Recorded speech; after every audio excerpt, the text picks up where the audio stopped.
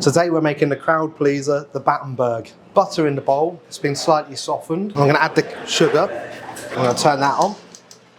So we're going to cream that together probably for about 2 or 3 minutes. We're going to add the eggs really slowly, probably one at a time. So then start adding the flour. You can add it spoon at a time or in 3 stages. I normally do a spoon at a time, especially because I've chosen a bowl that's actually as close to being too small as possible. Scrape the edges down. Just going to split it into 2 halves, and it's not 2 different recipes for the 2 different colours, just 2 different food colourings added. Now you can get pink food colouring or you can get red. Obviously if you're going to use the red, just use a lot less to get the pink colour. This one's really strong, so just going to sprinkle just a little tiny bit, and then we're going to mix it by hand. You do exactly the same for the yellow one. You don't have to put the yellow food colouring in, but it will have a slightly spongy colour, so if you put the yellow, it'll be really vibrant.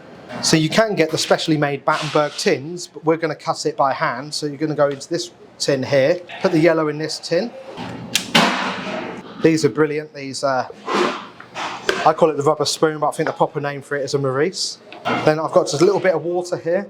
Just dip it in the water, and that will stop the sponge sticking to it.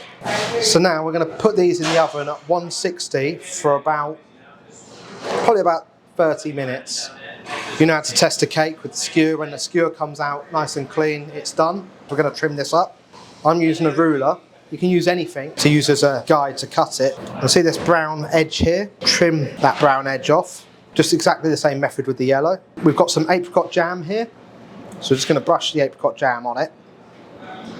We've mixed the apricot jam with a little bit of water just to make it, and then boiled it up just to make it a bit easier to work with. Push them 2 together. Then a good amount of apricot jam on this level. This is the yellow, so we're going to top that with the pink. Then we're going to apricot jam the inside of that, then push it together like so.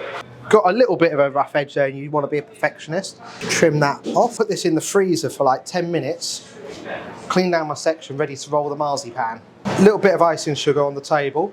This is like flour when you're rolling pastry. I always start by pressing the marzipan, and this will help it roll evenly as you go. What I do is I just get my hand and level it out just a little bit on that last roll. Make it nice and shiny. Put a little bit of apricot jam right in the middle. Place that in the middle like so. Then apricot jam the whole of the outside. Make sure the section around you is clean, that no crumbs anywhere.